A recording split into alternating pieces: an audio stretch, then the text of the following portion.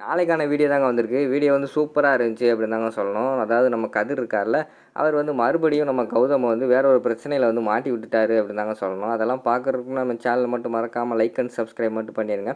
First எடுத்தோடனே நம்ம கதிர் கௌதம் இந்திரா வந்து ரூமில் இருக்கிற மாதிரி காட்டிக்கிட்டு இருக்காங்க. நம்ம கதிர் வந்து கௌதம் வந்து கூப்பிட வராங்க. கூப்பிட வந்துட்டு கௌதம் உன் செல்லு கொடு ஒரு ஃபோன் பண்ணணும் அப்படிங்கிற மாதிரி சொல்கிறாங்க. கௌதமுக்கு வந்து டவுட் வந்துடுது. எதுக்குடா ஃபோன் பண்ண போகிற அப்படிங்கிற மாதிரி கேட்குறாங்க. என்னடா கேள்வியெல்லாம் கேட்டுக்கிட்டு இருக்க அப்படிங்கிற மாதிரி கதிர் கேட்காங்க. ஆமாம் உன் ஃபோன் இருக்குல்ல, உன் ஃபோன் என்னாச்சு, எதுக்கு என் ஃபோனை கேட்குற அப்படிங்கிற மாதிரி வந்து கௌதம் கேட்குறாங்க. டேய் என் ஃபோனில் சுத்தமாக நெட்வொர்க் இல்லைடா, அதனால தான் நான் வந்து உன் ஃபோனை கேட்குறேன். என் ஃபோனில் நெட்வொர்க் இருந்தால் எதுக்குலாம் நான் உன் ஃபோனை கேட்க போகிறேன், தரேன்னா தாடா, ஒரு ஃபோனுக்கெல்லாம் இப்படியெல்லாம் பண்ணாதடா அப்படிங்கிற மாதிரி வந்து கதிர் சொல்கிறாங்க.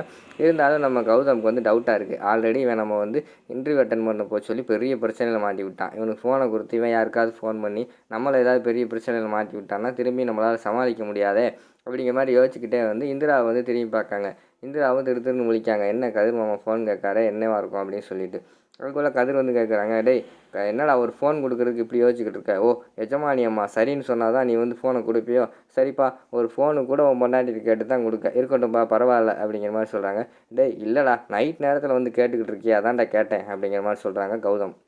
ஒரு அர்ஜென்ட் ஃபோன்ரா, நம்ம கூட வந்து பிஸ்னஸ் பண்ணிக்கிட்டு இருக்காங்கல்ல, அவங்களுக்கு தான்டா கால் பண்ண போகிறேன், உன்கிட்ட கூட அவர் நம்பர் இருக்குடா, ஃபோனை கொடுறா, நான் பண்ணிவிட்டு கொடுத்துறேன்டா அப்படிங்கிற மாதிரி சொன்னோடனே சரின்னு சொல்லிட்டு கௌதம் வந்து ஃபோன் எடுத்து கொடுத்துட்றாங்க.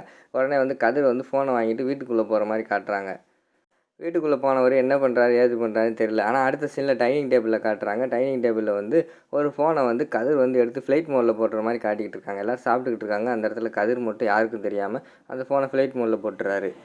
அந்த இடத்துல ஏதோ பயங்கரமான வாக்குவாதம் நடந்து கடைசியில் பார்த்தா நம்ம ஜெயா வந்து சாப்பிடாம எழுந்துச்சு போயிடுறாங்க. உடனே நம்ம கதிர் வந்து சொல்கிறாங்க. டேய் கௌதம், உன்னால தான்டா அம்மா வந்து சாப்பிடாம போயிட்டாங்க, எல்லாத்துக்கும் காரணம் நீ தான்டா அப்படிங்கிற மாதிரி சொல்லிட்டு இருக்காங்க. உடனே கௌதம் வந்து சொல்கிறாங்க, எல்லாத்துக்கும் காரணம் நானா? நீ தான்டா, ஒரு பொண்டாட்டி கூட மதிக்க தெரியல, ஒரு நல்ல மனைவி கிடச்சும் அவங்கள வந்து வச்சு வாழ தெரியல உனக்கு, நீ எல்லாம் எதுக்குடா அந்த உலகத்தில் இருக்க, நீ எல்லாம் வேஸ்ட்டுடா அப்படிங்கிற மாதிரி வந்து கௌதம் திட்டிக்கிட்டு இருக்கிற மாதிரி காட்டிக்கிட்டு இருக்காங்க. அதோட பார்த்தீங்கன்னா அந்த ப்ரோமோ வந்து முடிச்சிடுறாங்க.